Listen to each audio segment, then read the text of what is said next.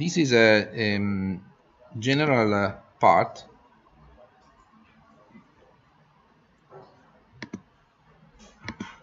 uh, which is a review of the most important concepts of internet and IP networks. Some of you surely know perfectly these concepts, but maybe some others are not so familiar. If you're not familiar at all with internet protocol and internet networks, then you should attend the course of fundamental network communications that unfortunately is in parallel with this one. So it should be, this one should be better, better stay in the second semester. In any case, the most important part that we need in this course in switching and routing of internet is related to layer 3. So it's related to the IP protocol and how IP routers works. This is just an overview. Academic year. It's just an overview in order to say insert the basic concepts into a more general framework, so that you at least understand in the bigger picture, so the general context.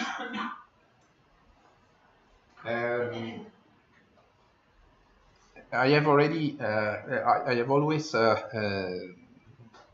taken this part in the previous years.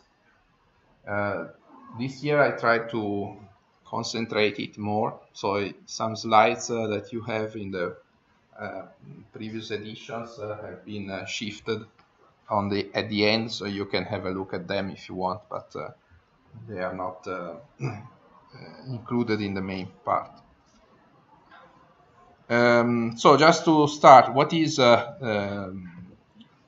main question is what is internet and how internet works. So of course we are not interested to the applications, the world of applications in this course.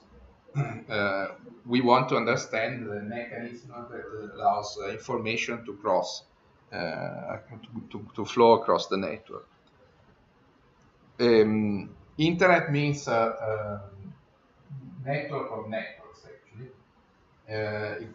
or better, internetworking across networks, or connecting networks of different kinds.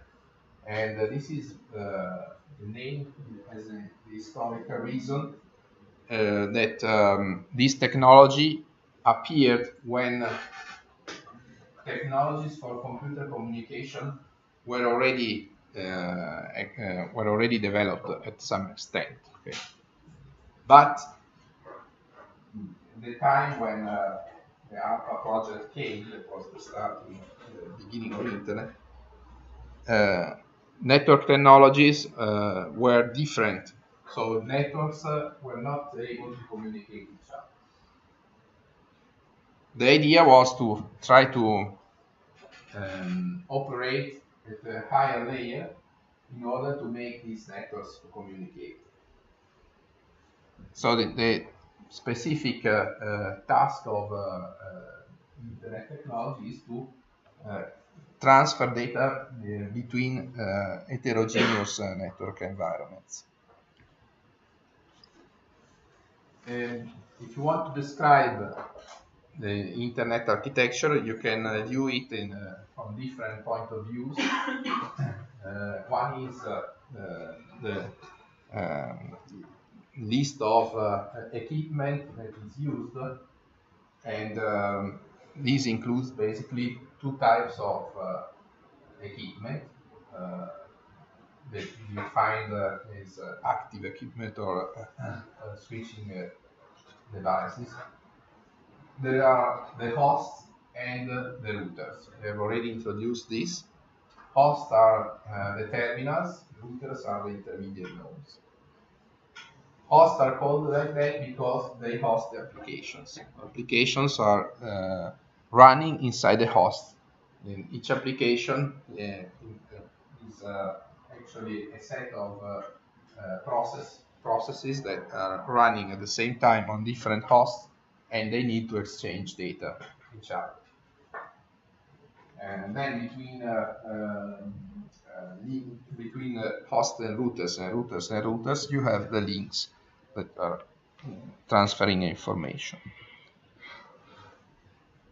It's a communication infrastructure that supports distributed applications, and it can also be viewed as a set of communication protocols. The protocols are the rules that establish how information has to be sent or received, and the structure of the messages, the syntax, and the meaning of all the fields. The host of terminals host the applications. Remote processes are exchanging data through information through the network, and this communication usually follows different kind of models. The most common one is the client-server model. With the client-server model, you have always a host that is specialized in making requests, and another host that is the client, another host that is specialized in sending replies, which is the server. In the peer-to-peer model, all the terminals cooperate in the communication without role distinction, at least on the long period. Then in the many peer model applications, the hosts are on a specific time. Each host behaves as a client or as a server according to the application. You can also describe Internet as a set of different Internet service providers, so commercial entities, which are cooperating in order to provide the connection service. These Internet service providers are distinguished in different classes, can be classified, usually in terms of extension. So we speak about, the common name is Tier 1 for the international Internet service providers, Tier 2 for intermediate size, Tier 3 for local service providers. Service providers are interconnected between each other, and there are two different kind of relations, or link, if you want. One relation is from the customer to client, so from a service provider to a customer, and in this case, the customer Internet service provider or the customer final user receive a service that is the connectivity, and in turn has to pay for this service. Okay? So the provider, that is the larger Internet service provider, offers connectivity service in change of cash. The other possible relation is the so-called peering link, and usually it's between two Internet service providers of the same size. They can share the cost of the communication link between them. And on this link, they exchange traffic on a peer-to-peer basis, so they don't need no one of the two needs to pay the other ones, because they simply exchange traffic. So that link is used for one side to reach customers on the other side, and the opposite way. Obviously, this patchwork of Internet service providers is totally transparent to the user, because when you are, for example, browsing the web, the fact that the server that you are contacting is in your in the same internet service provider as you or in another internet service provider must be completely invisible. So uh, cooperation of these systems can be it must be totally seamless to the final user. The physical description of the same architecture is like you see here in this graph. So you have the so-called backbone service provider networks, large networks with large geographical extension, and then you have the networks of the local service providers.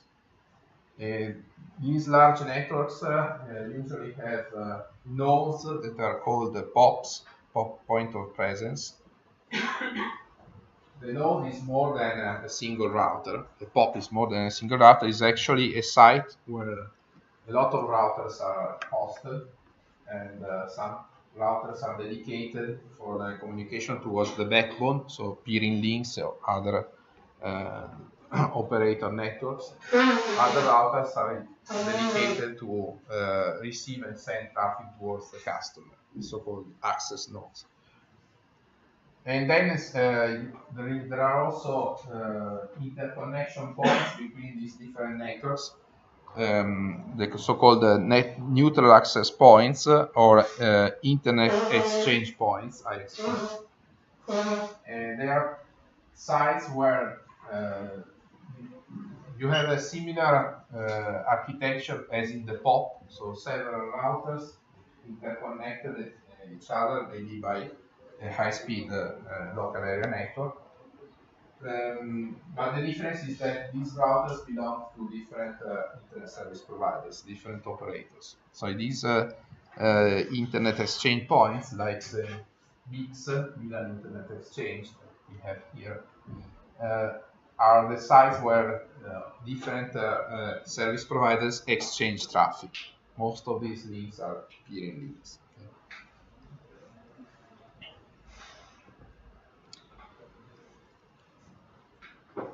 Then there is another view of the same internet architecture that is more based on, say, more technical taxonomy, and in particular, the network is organized in autonomous systems. So each autonomous system usually is managed by a specific commercial entity, and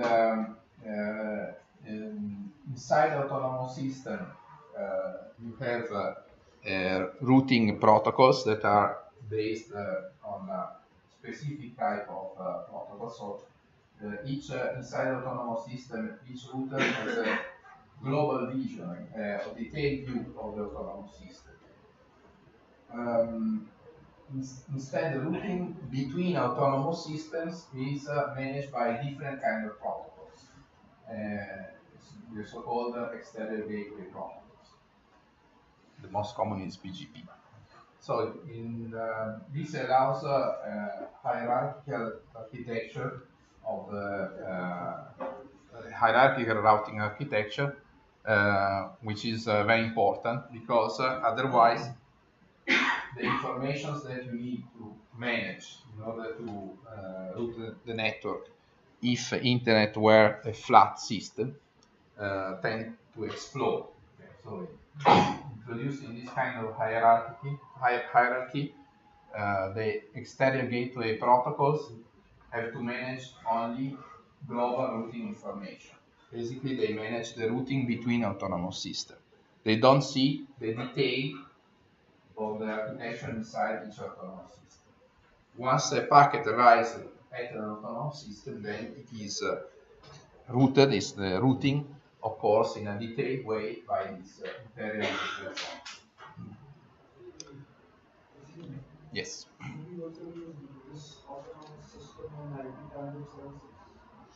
In? IP transit. Do we use this number in IP transit services? IP transit, you mean this. An autonomous system can be a transit autonomous system. When there are autonomous systems, for example, corresponding to networks of local internet service providers. Let's say they have a single connection to the rest of the internet, just to simplify. So in this case, when traffic arrives here, it is just destined to some local, user or some host that is belonging to that autonomous system. In the larger autonomous systems may have connection with several other autonomous systems. So, for example,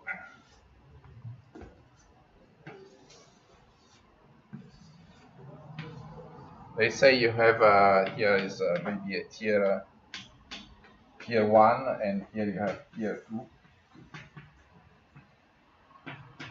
internet service providers. So this is an autonomous system. These are other 2 autonomous systems. From this connection to the rest of this EGP router, traffic only is destined or origin to from users of this autonomous system. Okay? And the same is from this way. But imagine that here a user wants to connect a host that is belonging to this autonomous system, wants to connect to a host that belongs to this other autonomous system. They have to cross tier 1. Okay? So in this case, tier 1 receives traffic and has to dedicate resources for traffic that is external. It's not for let's say it's not originated or destined to hosts that are belonging to this autonomous system. So this is transit traffic. I don't know if that was the question. Okay, and transit traffic can be managed by setting up specific tunnels between the EG. Actually, these routers here that are indicated there as AG, which means EG external gated, usually are the so-called BGP routers. So in order to manage traffic inside this autonomous system, you can set up a tunnel that is between 2 BGP routers of the same autonomous system. It's a way to separate it from the rest of the traffic. This is an internal GP session. The peering is a commercial concept. So if you're doing, yes, actually, if this autonomous system allows this passage of traffic, it depends. It may ask for money. So in that case, it's not peering. Or otherwise, it may accept traffic. In that case, it's peering. But maybe between these 2 autonomous systems, this is a way to implement a peering link.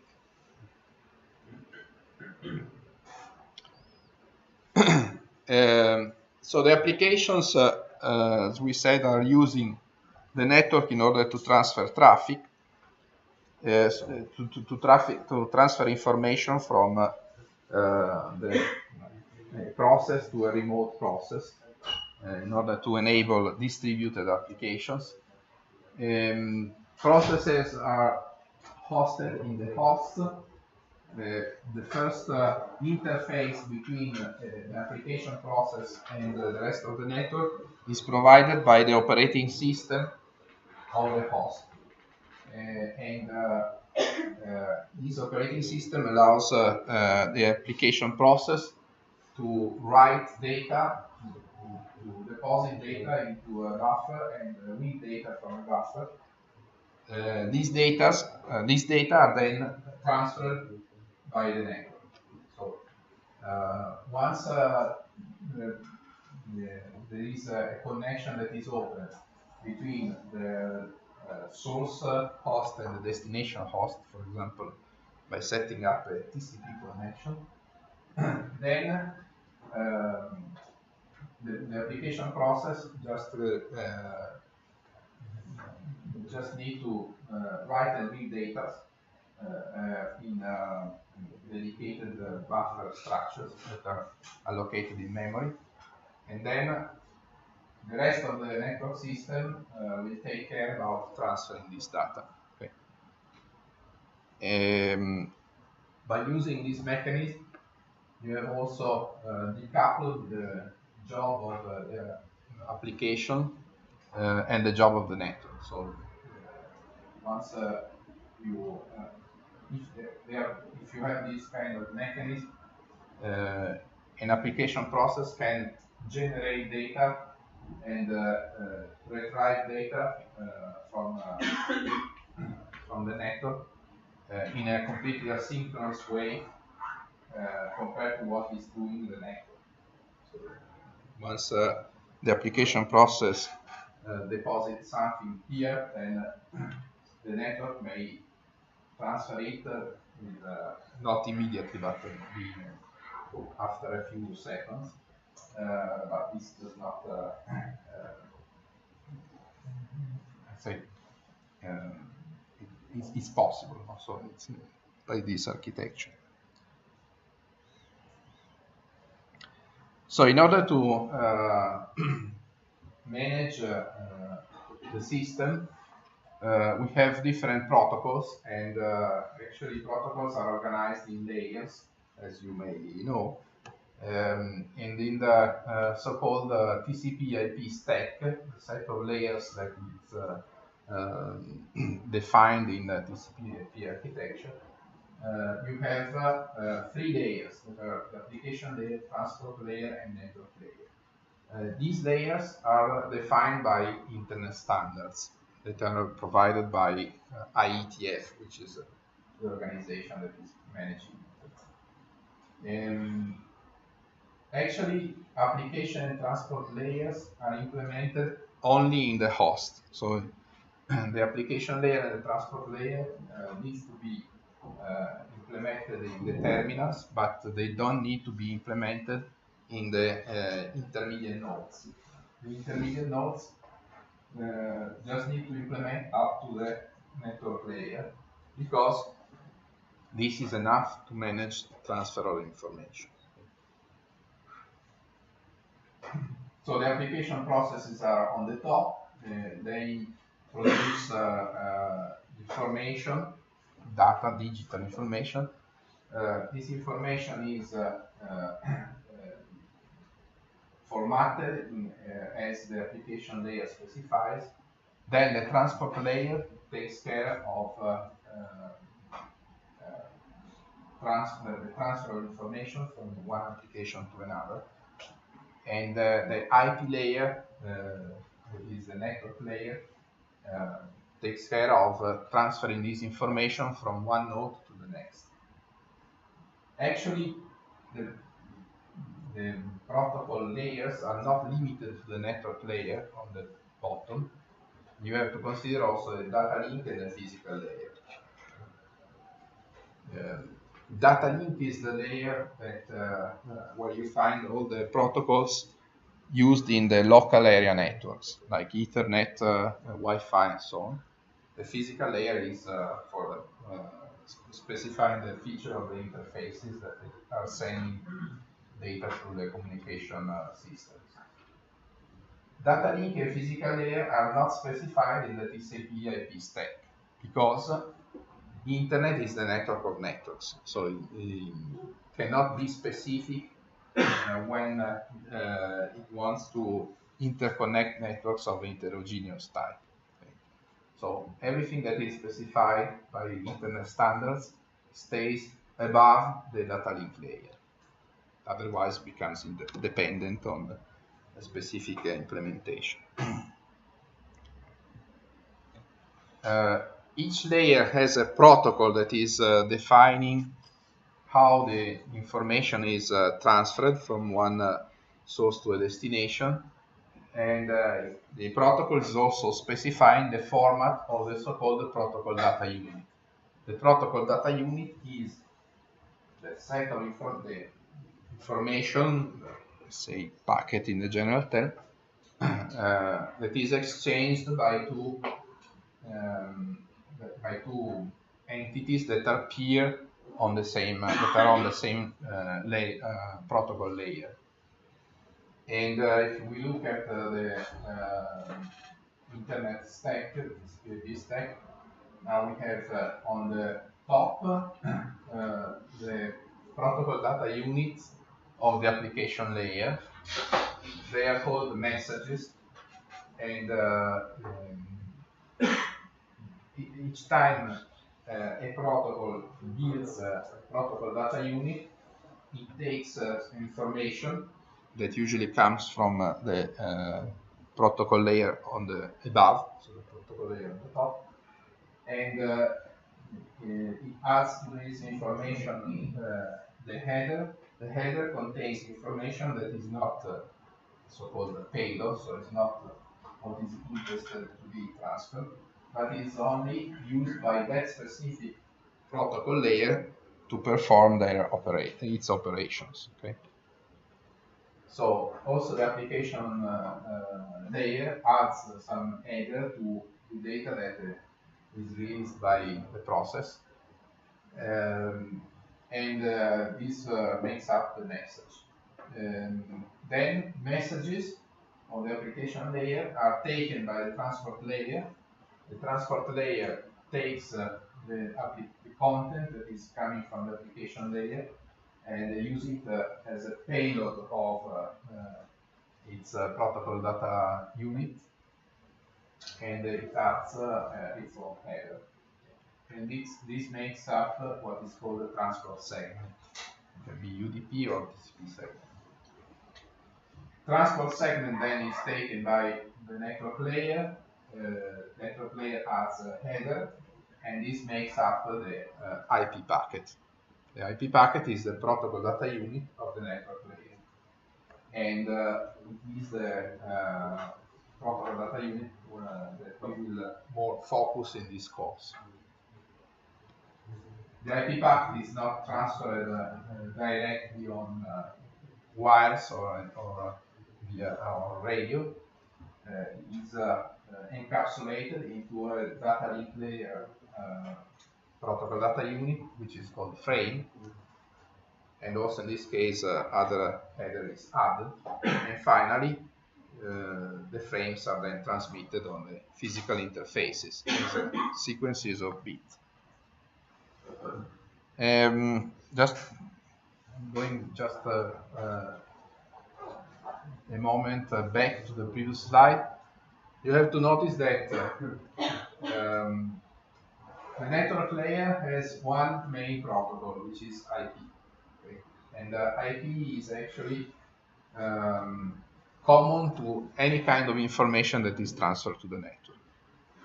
These other protocols, ARPA, ICMP, or SAS, are in the network layer, but they are not protocols of the data plane. They are protocols of the control plane. So they are used to control the network, control the management plane.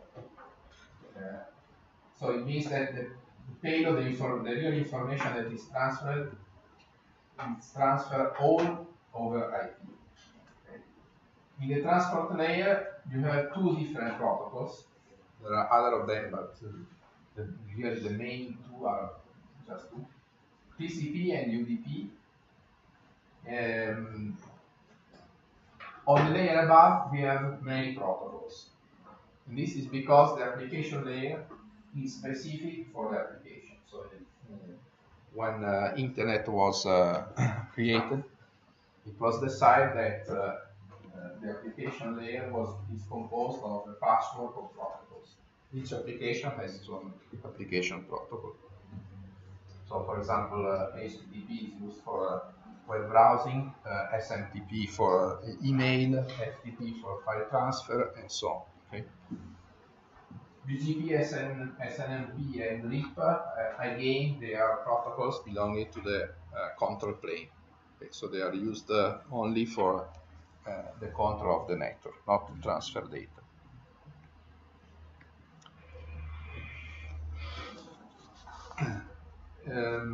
So I said before that the terminals are implementing all the protocol stack up to the application layer, while the intermediate nodes of the network just need to implement up to the network layer. This is because the routers that are intermediate node are basically dedicated to transfer IP packets. Okay, so they just need enough implementation to manage the IP packet. So they have to look at the header, decide what to do according to the header of the IP packets, but they are not looking into the payload of the IP packet. So they don't need to implement the transport layer and the application layer. Transport layer is managed end-to-end. So this is the general introduction. If you have questions, maybe also next time we can go back to this general concept. Now we are zooming this general architecture and focusing only on layer 3, so the network layer. So the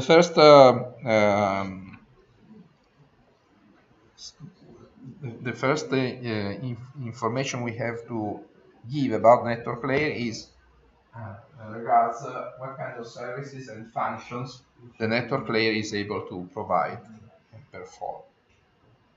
And here we have to go back, to jump back for just one slide, a couple of slides actually, to the concept of circuit switching and packet switching. Circuit switching and packet switching are called transfer modes, and networks that support circuit switching are quite different from networks that support packet switching, also in terms of the protocol stack. The protocol stack we have seen before, the protocol stack of TCP/IP, is a stack of packet switching network. In a circuit switching network, things are quite different.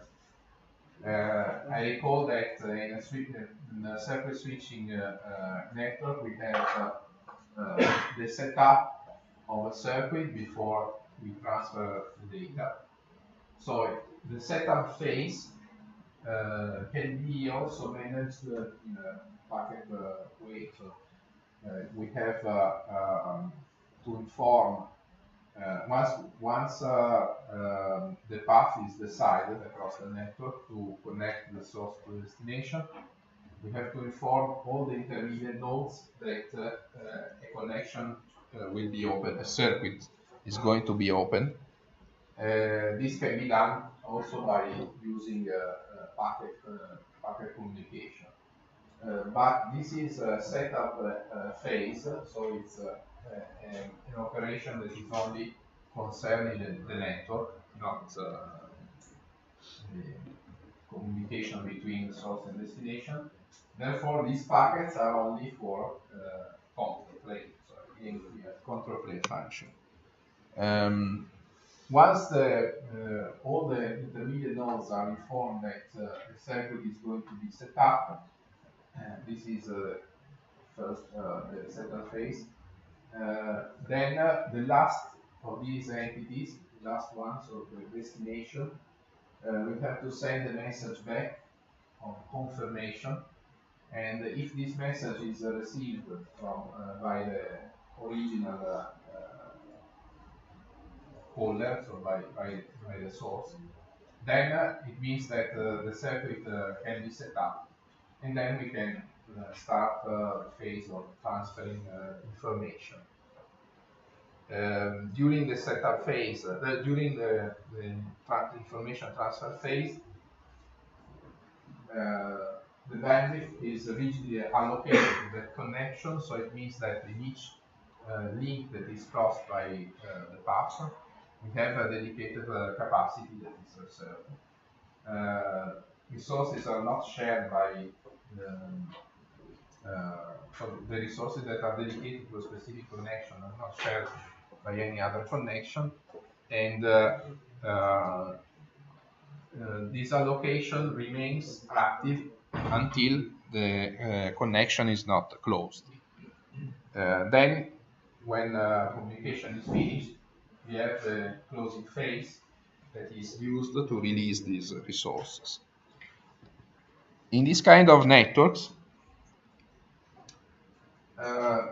all the intelligence that is required to perform these setup operations is located in the terminals, and the intermediate nodes, once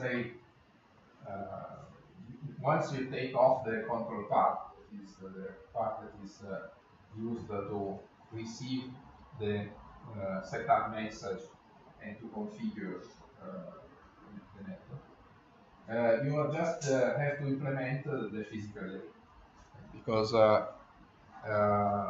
once the connection has been set up, then information that is sent by the source to the destination can flow in the intermediate nodes without undergoing any processing. Intermediate nodes don't need to know anything about what is transferred. This is because they are commanded, configured by the intelligence system of the network. So in terms of protocols, this circuit switching network is very simple, especially in the intermediate nodes. In the packet switching case, instead, we have a completely opposite situation. So in this case, we don't have, we may have a setup phase, but in any case, when we transfer the packets, we are not reserving capacity for a specific packet.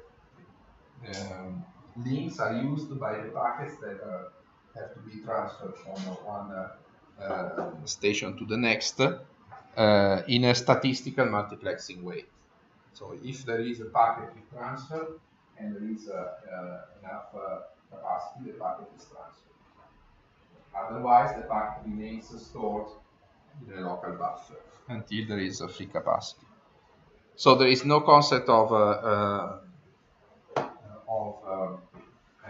capacity reservation, but on the other hand, the intermediate nodes must be able to process packets, and each packet is processed as a single entity. So each protocol data unit that is transferred carries the information inside itself that allows intermediate nodes to understand what to do with this protocol data unit. So how to manage this protocol data unit. This is carried in the header of the protocol data unit. So in case of the IP packet, is carried in the header of the packet. So in the intermediate nodes, you must implement all the protocols stack until the level that is able to manage these protocol data units. Okay. The intermediate node has to process information because it's to read inside the packet to understand what to do.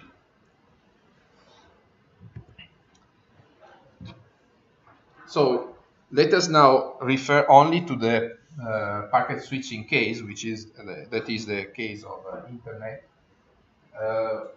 The network layer is layer 3, is able to perform several functions. The main task is to transfer the transport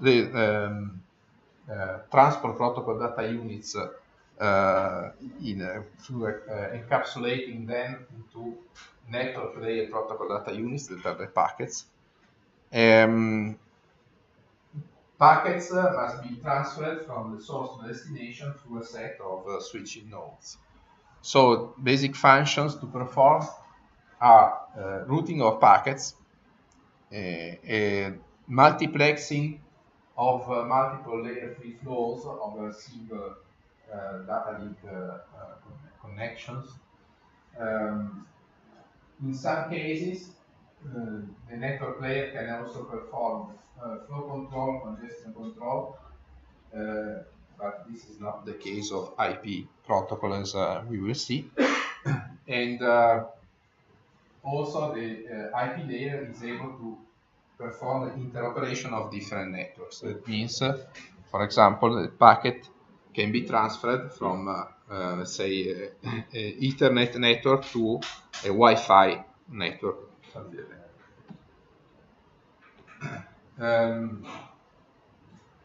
The routing function that we will look more closely later on is actually composed of two parts. One is the decision, and the other one is crossing or forwarding. So once an intermediate node receives a packet, first the node must decide where to send the packet, so which interface to use as an outgoing interface, and this is the decision part. And then it has also to forward the packet towards the correct, the selected interface, and that's the crossing or forwarding function. Generally speaking, the network layer is able to provide three types of services. One is called the datagram, then we have the virtual circuit, and then a permanent virtual circuit. Actually, permanent virtual circuit is very similar to virtual circuit, so we don't look at it. We have to see the difference between the datagram and the virtual circuit services. Let's start with the virtual circuit, which is the less important for the internet. As the name tells us, virtual circuit is a hybrid between packet switching and circuit switching. So we have packet switching because all the nodes are packet switching nodes, but there is a setup phase and an end phase, a closure phase, as in the circuit switching operation. So before sending packets from the source to the destination, there is a setup phase in which all the intermediate nodes are informed in advance, okay? And they are informed that a connection between the source and the destination with that specific path will be set up. What is the result of this information? The result is that the intermediate nodes are able to recognize packets that belong to that specific virtual circuit. So when a packet that belongs to a virtual circuit arrives at the node can forward it immediately because it knows in advance what will be the output interface for that virtual circuit. And how can an intermediate node identify a packet? The packets are marked with a label that is called the virtual circuit identifier. So once we have to set up a virtual circuit, the virtual circuit is also associated to a label, but more commonly a set of labels that are called virtual circuit identifiers, so that any intermediate node that detects that label in the header of the packet knows that that packet belongs to the certain virtual circuit.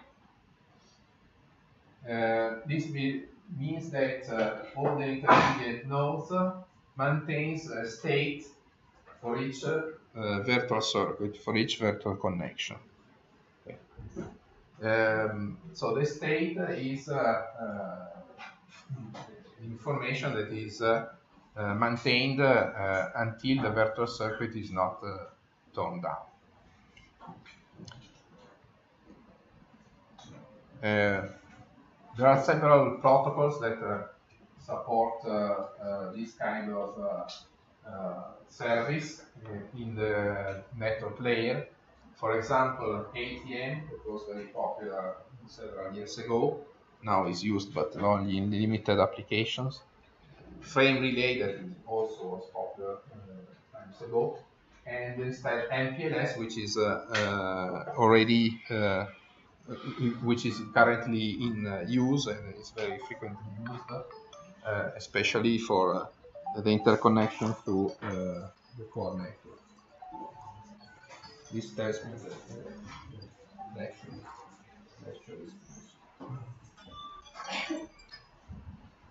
finished. Okay, now we have to stop here, but we will review this next time. So on Friday we will continue with this general part about IP protocol.